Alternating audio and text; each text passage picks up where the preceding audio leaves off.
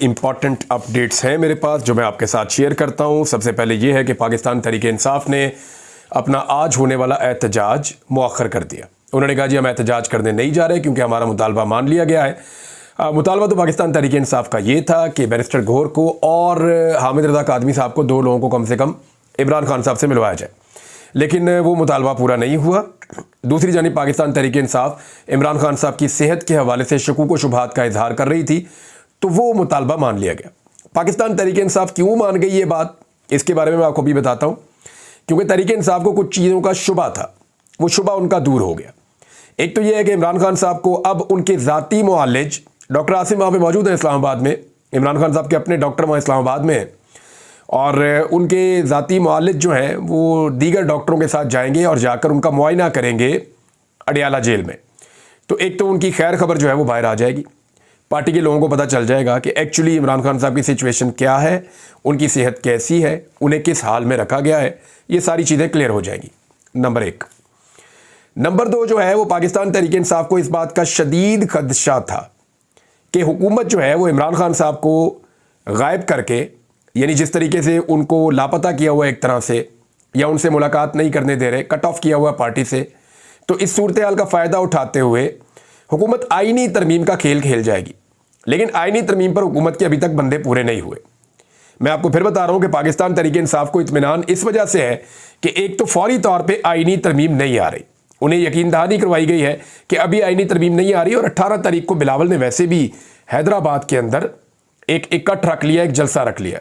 अब जब हैदराबाद में बिलावल जलसा करने जाएंगे तो उनके MNAs तो वहाँ पर मसरूफ़ होंगे, MPs भी होंगे, और वो साथ उनके खड़े भी होना चाहेंगे। तो ऐसी सूरत हाल में मुमकिन नहीं है कि 18 तारीख तक आईनी तरमीम हो सकता है कोई बीच में खेल खेल जाए, इनका पता कोई नहीं होता, धोखा भी दे देते हैं। लेकिन इस वक्त जो सिचुएशन है वो ये बता रही है कि गेम उसके बाद होनी है, क्योंकि अभी तक नंबर पूरे नहीं हो रहे। फ़र्ज़ करें कौमी असम्बली का और सेनेट का इजलास बुला लेती है हुकूमत, तो वो बंदे पूरे होंगे तो आईनी तरमीम होगी ना। अब बंदे पूरे कैसे होंगे? मैंने आपको बंदे उंगलियों के ऊपर गिनाए हैं। 17 बंदे टोटल ऐसे थे जो पाकिस्तान तहरीक-ए-इंसाफ को लगता था कि इनमें से बंदे टूटेंगे। तहरीक-ए-इंसाफ ने आज से 2-2.5 माह पहले 17 बंदे शॉर्टलिस्ट कर दिए थे, और तकरीबन 26 से 28 बंदे ऐसे थे जिन पे उनको ये था कि इन पे दबाव ज़रूर डाला जाएगा।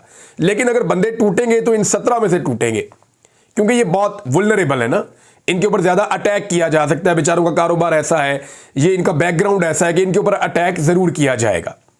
अब वो जो 17 बंदे हैं जिन पर अटैक किया जाना था, उनमें से चंद बंदे पाकिस्तान से बाहर हैं और बाकी बंदे खैबर पख्तूनख्वा में हैं। और जो खैबर पख्तूनख्वा में है उनमें से चंद अपनी मर्जी आपके तहत खैबर पख्तूनख्वा में जगह लेकर रह रहे हैं, अपने दोस्तों के पास, अपने जानने वालों के पास, और कुछ को जो खैबर पख्तूनख्वा की हुकूमत है वो, यानी वहाँ के जो MNAs हैं या वहाँ के जो लोग हैं पाकिस्तान तहरीक-ए-इंसाफ के, वो सपोर्ट दे रहे हैं कि जनाब आपने जाना कहीं नहीं है। और अब आ जाए आप सेनेटर्स की तरफ, तो जो 1-2 सेनेटर्स इधर उधर हुए थे, इत्तला मिली है कि वो सेनेटर भी वापस पाकिस्तान तहरीक-ए-इंसाफ के पास पहुंच गए हैं। मैं आपको फिर बता रहा हूं कि जो सेनेटर्स इधर उधर हुए थे, मुबैना तौर पे वो सेनेटर्स भी अब इधर उधर नहीं है। हुकूमत के पास सेनेट के अंदर किसी किस्म की बढ़तरी अभी तक उनको हासिल नहीं हुई। जो नंबर वो पूरा करना चाह रहे थे इस वक्त तक उन्होंने पूरा नहीं किया। हालांकि बदस्तूर कोशिशें चल रही हैं। इस्लामाबाद के अंदर मंडी लगी हुई है, मेरे एक बड़े करीबी दोस्त हैं, और बहुत ही करीबी है, आप सारे उनको जानते हैं, अभी नाम लेके मुसीबत में नहीं डालना चाहता हूं। तो उन्होंने बताया जी फलां बंदे का 50 करोड़ है, फलां बंदे का 35 करोड़ है, फलां बंदे का 50 करोड़ से ऊपर है। तो मैंने कहा यार ये बात तो ठीक है, लेकिन उन बंदों ने खुद लिए हैं ये पैसे। तो उन्होंने कहा जी अभी ये कंफर्म नहीं कर सकता मैं।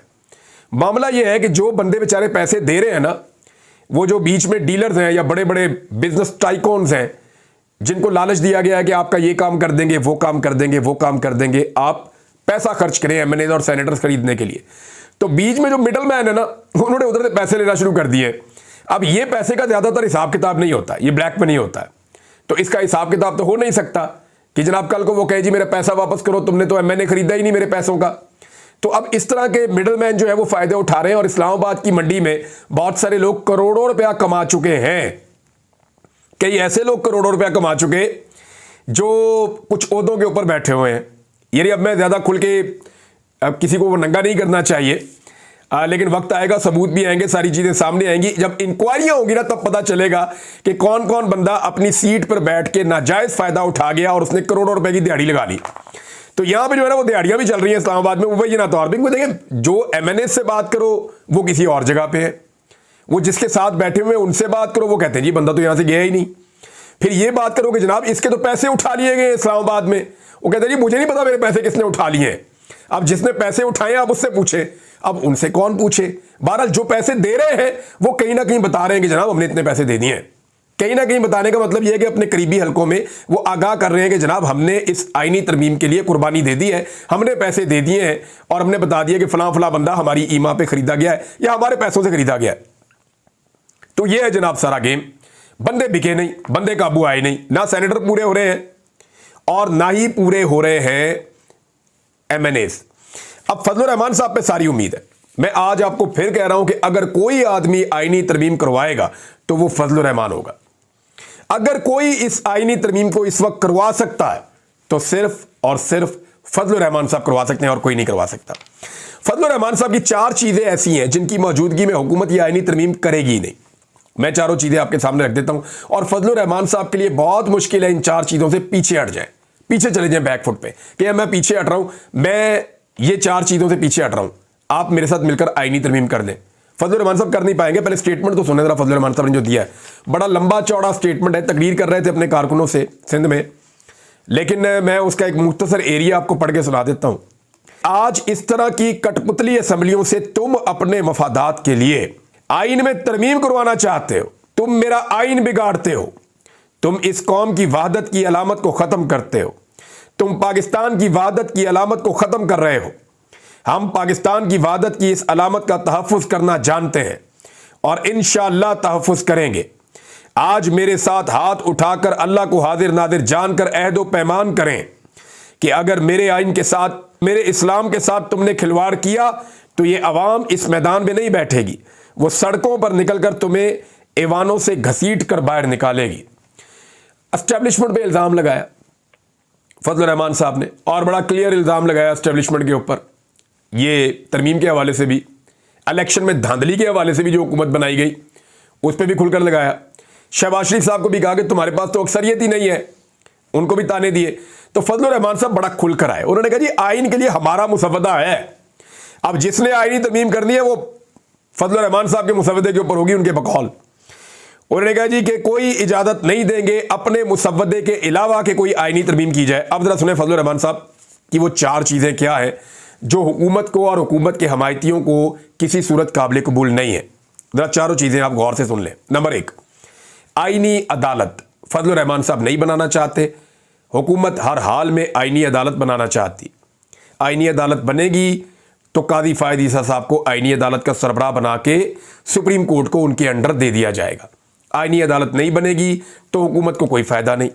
दूसरा, जजों की उम्र में इजाफा किसी सूरत फजलुर रहमान साहब नहीं चाहते।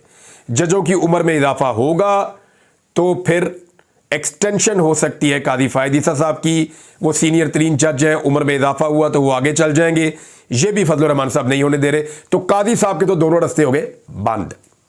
तीसरा, जो बुनियादी इंसानी हकूक के अंदर तरमीम की जा रही थी, यानी जिसको मर्जी उठाओ जहां मर्जी बंद कर दो, आर्टिकल 8 आइन का, और जो उनके अंदर तरामीम की जा रही थी तो वो तो पाकिस्तान के अंदर बुनियादी इंसानी हकूक मुअत्तल ही हो जाने थे। तो इस पे भी फजलुर रहमान साहब ने कहा जी ये नहीं हो सकता, बल्कि उनकी पार्टी ने बड़ा सख्त रद्द-ए-अमल दिया। सेनेटर कामरान मुर्तज़ा साहब का इसके ऊपर बड़ा क्लियर स्टेटमेंट था। नंबर 4, फौजी अदालतें। फजलुर रहमान साहब को ये लगता है कि अगर वो फौजी अदालतों के हक में जाएंगे तो पीटीआई के खिलाफ तो फौजी अदालतों के थोड़े से केसेस हैं, लेकिन ये जो खैबर पख्तूनख्वा और बलूचिस्तान की जिस बेल्ट में वो इलेक्शन लड़ते हैं, पश्तून बेल्ट में, वहां पे बेशुमार केसेस हैं लोगों के जो फौजी अदालतों में चले जाएंगे। तो उनको वहां पे बड़ा सख्त रिएक्शन आएगा, क्योंकि एक एंटी एस्टेब्लिशमेंट वेव उन हलकों में चलती है जहां पे फजलुर रहमान साहब इलेक्शन लड़ते हैं, लिहाजा फौजी अदालतों के हक में भी नहीं जा सकते। तो ये चारों चीजों के बगैर हुकूमत आईनी तरमीम करेगी नहीं और इनके बगैर मौलाना फजलुर रहमान साहब होने नहीं देंगे। तो ये है जनाब, बिल्कुल क्रिस्टल क्लियर चीजें मैंने आपके सामने रख दी हैं। और इस वक्त जो हुकूमत है उसके पास पाकिस्तान तहरीक इंसाफ के 3 टूटे हुए बंदे मिलाकर, औरंगजेब की ची, उस्मान चौधरी, ज़हूर कुरैशी, इनको मिलाकर अभी 214 215 की स्ट्रेंथ है जहां पे इस वक्त हुकूमत खड़ी है, यानी 215 से ऊपर नहीं, अभी भी उनके पास 9 बंदे कम है। फजलुर रहमान साहब अगर उनके साथ नहीं भी मिलते, उनके बंदे तोड़ भी लें तो 1 या 2 बंदे टूट सकते हैं, तो फिर भी इनके पास 7 बंदे कम है। तो तहरीक इंसाफ के मजीद 7 बंदे कैसे तोड़ेंगे, अभी तो 2 भी नहीं टूट रहे, ये एक बड़ी मुश्किल है। और इसके अलावा अभी आखिरी मौका है ज़हूर कुरैशी, उस्मान चौधरी और औरंगजेब खिच्ची के पास कि वो अपनी पार्टी के पास वापस आए और वहां पर आकर कहें जी हम मजबूर थे, हम वापस आ गए, इमरान खान के साथ खड़े हैं, तो हो सकता है पार्टी इनको कबूल भी करे और आइंदा इलेक्शन के लिए टिकट भी दे दे। लेकिन अगर ये वापस नहीं आएंगे तो आईनी तरमीम तो होनी कोई नहीं है। ये तो मैं इनको बता रहा हूं कि आईनी तरमीम नहीं हो सकती क्योंकि बाकी लोग मिल नहीं रहे। तो जब आईनी तरमीम नहीं होनी तो ज़हूर कुरैशी, उस्मान चौधरी, औरंगजेब खिच्ची और अगर कोई एक आधा और भी है, 1-2 और भी हैं जिनके ऊपर भी शक किया जा रहा है, इन लोगों को पाकिस्तान तहरीक इंसाफ ने देनी है तलाक। ना इनको आइंदा मिलना है किसी किस्म का टिकट और ना इनके खानदान में कोई वहां से इलेक्शन लड़ सकेगा। लोग जो है वो इनके खिलाफ हो जाएंगे कि इन्होंने गद्दारी की है अपने लीडर के साथ।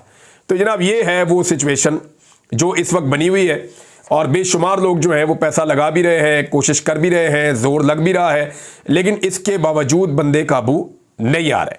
फजलुर रहमान साहब का स्टेटमेंट और उनकी नीयत मैंने आपको बता दी है। अब आप आ जाए एक और चीज़ के ऊपर, वो ये है कि इमरान खान का जेल से क्या रद्द-ए-अमल आएगा। देखिए सबकी नज़रें इस वक्त इमरान खान पे। फ़र्ज़ करें इमरान खान से आज मुलाकात नहीं करने दी जाती, डॉक्टर उनको जाके मिलते हैं, डॉक्टर बाहर आते हैं, वो बात ही नहीं कर पाते वहाँ पे।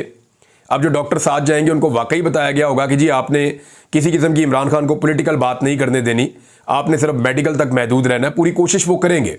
सबकी नज़रें इस बात पे है कि इमरान खान का क्या रद्द-ए-अमल आएगा, क्योंकि जेल में अभी तक इमरान खान साहब से मुलाकात कोई हुई नहीं और इस बीच में बहुत बड़े बड़े इवेंट पाकिस्तान में हो गए हैं। आईनी तरमीम के हवाले से एक चीज़ मैं आपको बता दूं कि कुछ लोग कह रहे हैं कि अब ये 23, 24, 25 तारीख तक भी आ सकती है, तो आखिरी लम्हे तक विजिलेंट रहना पड़ेगा। पाकिस्तान तहरीक इंसाफ की सबसे बड़ी रिस्पॉन्सिबिलिटी ये है कि हर हाल में अपने एमएनएस को और सेनेटर्स को कंट्रोल में रखें, फजलुर रहमान साहब को अपने साथ अंगेज रखें। इसी सूरत हाल में ये आईनी तरमीम को रोक पाएंगे और ये आईनी तरमीम अगर होती है तो तहरीक इंसाफ के लोगों का ये मानना है कि ये इमरान खान के लिए और जो सियासत है तहरीक इंसाफ की उसके लिए एक डेथ वारंट है जिसके ऊपर दस्तखत होंगे। तो ये मामला इधर रख दें। अब इमरान खान साहब का रद्द-ए-अमल क्या आएगा, जो कुछ हुआ, जो कुछ इस्लामाबाद में होता रहा, जो कुछ डी चौक पे हुआ, जो कुछ अली अमीन गंडापुर के साथ हुआ, जो कुछ आकर उन्होंने बताया, इस पे उनका रद्द-ए-अमल क्या होगा, सबकी नजरें इस बात के ऊपर है। इंतजार हुसैन पंजूथा साहब के हवाले से मैंने आपसे कहा था ना कि मैं आपको बताऊंगा, बहुत सारे लोगों ने राब्ता भी किया, तो मैं आपको कुछ चीजें और बता देता हूं।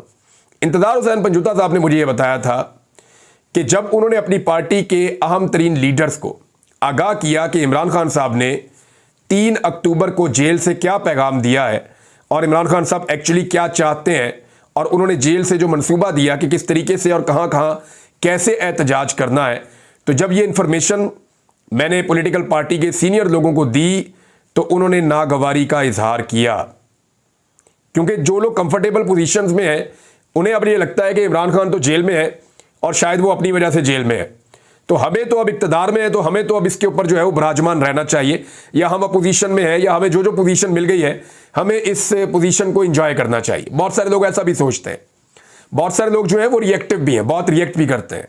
तो इंतजार हुसैन पंजूथा साहब ने ये क्लियरली कहा था पार्टी को कि मुझे जो कहा इमरान खान ने, मैंने एज इट इज आपको बता दिया है और जो आप करेंगे वो एज इट इज मैं इमरान खान को बता दूंगा। तो फिर आप देखेंगे इंतजार हुसैन पंजूथा साहब इससे पहले कि इमरान खान साहब को बताते, उनको अगवा कर लिया गया। और अब आप ये देखें कि हर वो आदमी जो इंतजार हुसैन पंजूथा के अगवा का बेनिफिशियरी है वो कुछ नहीं बोल रहा। आप सिर्फ ये चेक कर लें कि कौन कौन बंदा है जो इंतजार हुसैन पंजूथा की आज़ादी के लिए आवाज़ उठा रहा है। जो जो आवाज़ उठा रहा है ना, आप ये समझ लें कि वो आदमी चाहता है कि वो आ जाए। कई लोग हैं, आपने देखा है कि इतने दिन गुजरने के बावजूद, 6-7 दिन हो गए हैं, वो मुंह पे उंगली रख के बैठे हुए हैं और खामोश है, और वो इंतजार हुसैन पंजूथा साहब की बाजियाबी के लिए ना कुछ कर रहे हैं, ना रोला डाल रहे हैं, ना आवाज़ उठा रहे हैं। हालांकि इंतजार हुसैन पंजूथा वो आदमी है जिसने इमरान खान के बाद इमरान खान के पास जेल में सबसे ज़्यादा वक्त गुजारा है, सबसे ज़्यादा मुलाकातें उनकी हैं, सबसे ज़्यादा इंफॉर्मेशन वो बाहर लेकर आए हैं, सबसे ज़्यादा मालूमात भी उनके पास है, केसेस को भी सबसे ज़्यादा वही जानते हैं। तो एक ऐसे वकील को अगवा कर लिया जाना, जबरी तौर पे गुमशुदा कर देना और उसके ऊपर पार्टी की सीनियर क़यादत का खामोश रहना, इसका मतलब आप समझ रहे हैं कि इंतजार हुसैन पंजूता साहब ने मेरे से जो बात की थी वो सच साबित हो गई है। उन्होंने कहा था कि मैंने जब अपनी पार्टी को बताया कि ये चीज़ें आपने करनी है तो चंद लोगों ने नागवारी का इजहार किया, और ना सिर्फ नागवारी का इजहार किया बल्कि उन्होंने ये भी कहा कि यार ये किस चक्कर में डाला हुआ है, ये कैसे करेंगे, ये क्यों होगा और इसके नताइज क्या होंगे। वो इस किस्म की बातें कर रहे थे और इमरान खान साहब की इंस्ट्रक्शंस को फॉलो नहीं कर रहे थे। बहरहाल पंजूथा साहब आएंगे तो बाकी बातें खुद बताएंगे और कुछ चीज़ें आपको इमरान खान साहब बताएंगे। जब जेल में जब जाके उनको 19 तारीख को तो मिलना है ना सबने, इमरान खान साहब का केस भी लगना है 19 तारीख को, वहाँ पे सहाफ़ियों ने भी जाना है। 19 तारीख को जो है इमरान खान साहब की बहनों ने भी बाहर आ जाना है। अदालत को भी फिर इजाज़त देनी पड़ेगी कि मिलवाएं जी इमरान खान साहब को, उनकी पार्टी से मिलवाएं, वर्कर्स से मिलवाएं, रिश्तेदारों से मिलवाएं, मुलाकातें करवाएं। इनकी क्यों नहीं करवा रहे आप? तो फिर इमरान खान की मुलाकातें भी करवानी पड़नी है। तो फिर इंस्ट्रक्शन तो इमरान खान साहब देंगे ना, पार्टी तो उनकी है। और पार्टी जो है वो एक्चुअली तो इमरान खान साहब की पार्टी है ना। लोगों ने वोट तो इमरान खान के नाम के ऊपर दिए हैं। जो जहां भी बैठा हुआ है इमरान खान की वजह से बैठा हुआ है। ये लोग तो अपने हलकों में नहीं आ सकते थे इलेक्शन लड़ने के लिए, सारे भागे हुए थे। और लोगों ने इमरान खान के नाम के ऊपर पता नहीं कौन कौन से इंतखाबी निशान के ऊपर ठप्पे लगाए हैं। किसी ने चैनक के ऊपर लगाया, किसी ने फाख्ता के ऊपर लगाया, किसी ने मंजी पीढ़ी के ऊपर लगाया, किसी ने बैंगन के ऊपर लगाया, किसी ने जूते के ऊपर लगाया। जिसको जहां कोई निशान मिला उसने उसके ऊपर ठप्पा लगा के इमरान खान के बंदे को असेंबली में भेजा। और आज ये लोग इमरान खान के बारे में नेगेटिव थोड़ी सी इनके अंदर वाइब्स आती हैं। बहरहाल ये पंजूथा साहब आएंगे तो चीज़ें और क्लियर हो जाएंगी। अब आप ये देखें कि एक और खबर है, और लाहौर पुलिस ने यह कहा कि ये जो कुछ भी एक बच्ची के साथ रेप वाला मामला है, ये खबर गलत है, ये ठीक नहीं है। एक तरफ जो है वजीर तालीम कह रहा है कि उल्टा लटका देंगे, मैं नहीं छोड़ूंगा, उल्टा लटकाऊंगा। जो बच्चियां हैं वो हज़ारों की तादाद में बच्चे बच्चियां एहतजाज कर रहे हैं। दूसरी तरफ पुलिस ये कह रही है। लेकिन मेरा एक और सवाल है, इस सारे एपिसोड को एक तरफ साइड पे आप रखें। अब जिनके साथ ये वाकया हुआ उनका इश्तिहार तो नहीं लगाया जा सकता ना, लगाना भी नहीं चाहिए, उनका नाम भी नहीं आना चाहिए। अगर कुछ करना है तो उस तरह करें जैसे पिछले दौर के अंदर हुआ था, जब सियालकोट मोटरवे के ऊपर एक खातून के साथ रेप हुआ। आज तक कोई नहीं जानता वो खातून कौन थी, उनका नाम क्या था, वो दिखती कैसी है, उनका खानदान कौन है, किसी को नहीं पता। ये तरीका इंसाफ देने का देना है तो फिर ऐसे दें। लेकिन यहां पे बहुत ताकतवर लोग हैं तो इसलिए चीज़ें ऐसे हो रही हैं। लेकिन एक चीज़ मैं आपको बताता हूँ, ये जो पाकिस्तान का मीडिया है ना, ये हमारा मीडिया नहीं है, हमारा मिडिल क्लास का गरीब आदमी का मीडिया नहीं है ये। वजह यह है कि आपको याद होगा कि आसिफा जरदारी के एक छोटा सा वो लग गया था, ड्रोन टकरा गया था उसका पर, ये जो कैमरे वाला ड्रोन होता है, तो उसके ऊपर मीडिया ने 3 दिन तक नाच नाच के घुंघरू तोड़ दिए थे, फट्टे चल रहे थे, ब्रेकिंग न्यूज चल रही थी। आसिफा जरदारी को टच कर गया, खुराश आ गई, खुराश के बाद उनको एम्बुलेंस में शिफ्ट किया गया, अब उन्हें फलां अस्पताल में पहुंचाया गया, फलां अस्पताल में डॉक्टर्स उन्हें देख रहे हैं, फलां डॉक्टर जो है उन्हें कॉल कर दी गई है, डॉक्टर्स की टीमें पहुंच रही हैं। इस वक्त जो है वो सीटी स्कैन किया जा रहा है, इस वक्त जो है वो टांके लगाए जा रहे हैं, इस वक्त जो है वो ब्लड इतना बह गया है कि आधा छटांक ब्लड भी उनका निकल गया है। तो तबाही फिर इस किस्म की खबरें चल रही थी कि जैसे पता नहीं कोई एटमी जंग छिड़ गई है दुनिया में। आसिफा को ड्रोन टच हो गया और आज बच्चे और बच्चियां दर्जनों की तादाद में मार खा के अस्पतालों में पड़े थे और मीडिया दिखाने के लिए राजी नहीं है। तो ये हमारा मीडिया नहीं है, ये एलीट क्लास का मीडिया है, ये उनके लिए काम करता है। ये मीडिया सिर्फ हमारे घर में आता है इश्तिहार लेने के लिए, पैसा कमाने के लिए, व्यूज़ कमाने के लिए। ये मीडिया हमारे घर में ज़रूर आता है, लेकिन याद रखें ये हमारा मीडिया नहीं है, ये हमारे लिए काम नहीं करता। ये एलीट का मीडिया है, ये एलीट के लिए काम करता है, हमारे बच्चों के लिए नहीं करता। अमीर के बच्चे को खरोच भी आ जाए ना तो ये 3-3 दिन तक इनके एंकर्स अपने गले फाड़ते हैं। तो नाज़रीन आज के लिए इतना ही, मिलते हैं अगली वीडियो में। चैनल कर दें सब्सक्राइब, वीडियो कर दें लाइक।